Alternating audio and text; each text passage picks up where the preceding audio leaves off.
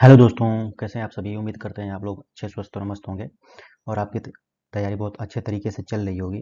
तो इस वीडियो में आपको जो है महत्वपूर्ण टॉपिक अधिगम अक्षमता लर्निंग डिसएबिलिटीज के बारे में डिस्कस किया जाएगा, जो कि आपके आने वाले exam C TET, UP TET और अदर टीचिंग एग्जाम के लिए बहुत महत्वपूर्ण रहने वाला है।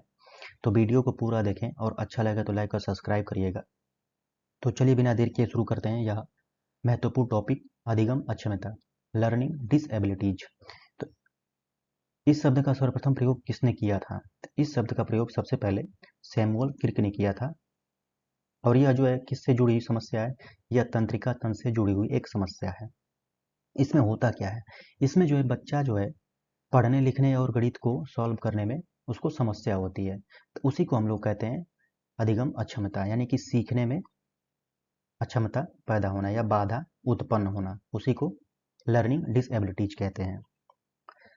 इसमें इस जो है अधिगम में होने वाले प्रमुख विकार हैं, इसको हम लोग देख लेते हैं, जो कि एग्जाम के लिए बहुत महत्वपूर्ण रहने वाला है।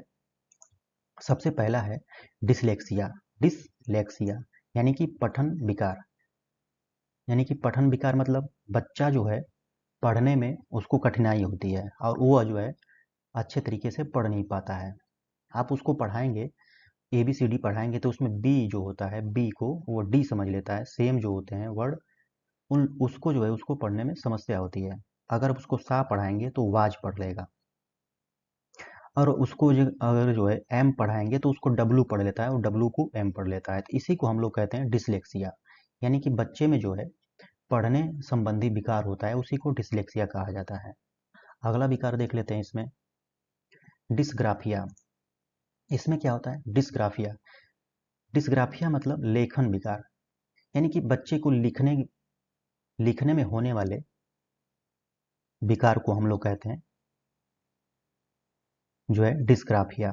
यह विकार व्यक्ति को लिखने की क्षमता और कौशल को प्रभावित करता है। अब इसमें होता क्या है, लक्षण इसको क्या क्या है? लक्षण जो है ये इसमें टेढ़ा मेढ़ा और अस्पष्ट लिखना। बच्चा जो लिखेगा वो टेढ़ा मेढ़ा लिखता है। टेढ़ा मेढ़ा मतलब आप उसको ABCD देंगे लिखने के लिए तो ए बनाएगा तो उसको आप समझ ही नहीं पाएंगे कि ए बनाया है कि क्या बनाया है। और अस्पष्ट लिखना यानी कि अस्पष्ट नहीं लिखता है।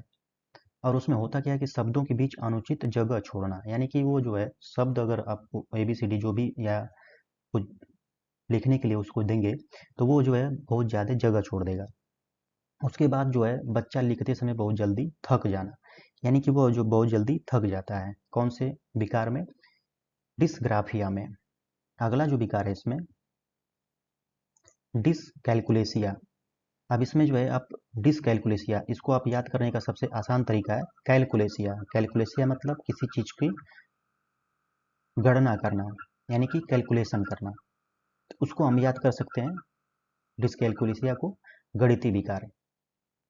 इसमें होता है कि गणितीय विकार होता है बच्चों में, जिसे आप यह विकार जो है अंकों और गणित को समझने से जुड़ा हुआ है। अब इसमें जो है बच्चा क्या करता है कि अब उसको 6 बोलेंगे तो वो 9 लिखेगा और 9 बोलेंगे तो 6 लिखेगा, यानी कि उसको भ्रम की स्थिति पैदा हो जाती है और समय और दिशा को समझने में परेशानी होती है। उसको जो है अभी समय और दिशा की कोई समझ नहीं होती है। इसमें डिसकैलकुलेसिया में। अगला इसमें विकार है एक डिसप्रेक्सिया। इसमें क्या होता है? गामक मोटर विकार। गामक मोटर विकार मतलब क्या होता है कि बच्चा जो है अपने शरीर के साथ शारीरिक समन्वय नहीं बना पाता है। फिजिकल कोऑर्डिनेशन से जुड़ी समस्या होती है। इसमें क्या होता है कि मांसपेशियों के संचालन को प्रभावित करती है। इसमें जो है बच्चे के पास आप बॉल फेंकेंगे तो उसको पकड़ने में उसको समस्या पैदा होती है और वो जो है जूते के फीते बांधने में भी कठिनाई होती है। तो इसको हम लोग कहते हैं डिस्प्रेक्सिया, गामक मोटर कौशल विकास। इसमें बच्चा जो है आप अगर हाथ और आंख के बीच में तालमेल की कमी होती है, लिखने या गेंद फेंकी गई गेंद को पकड़ने में समस्या होता है। इसमें होता है डिस्प्रेक्सिया में। अगला विकार इसमें है डिस्थीमिया। डिस्थीमिया विकार कौन सा होता है? तनाव और अवसाद की स्थिति। इसमें क्या होता है कि जैसे बच्चा जो है एक गंभीर तनाव और अवसाद की स्थिति में होता है। इसमें जो है व्यक्ति लंबे समय तक उदास, तनावग्रस्त रहता है, जिससे उसकी सीखने और समझने की क्षमता नकारात्मक रूप से प्रभावित होती है। इसमें जब बच्चा अगर तनाव में रहेगा या अवसाद में रहेगा तो उसको आप कितना भी कुछ सिखा लें, लेकिन वो सीखेगा और समझेगा नहीं। तो इसमें जो है, इससे जो है लर्निंग पे नकारात्मक प्रभाव पड़ेगा और जो है बच्चा सीख नहीं पाएगा।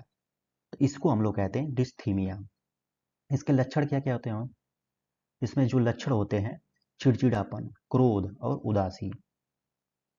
बच्चा में ज़्यादा चिड़चिड़ापन रहेगा, क्रोध रहेगा और उदास रहेगा।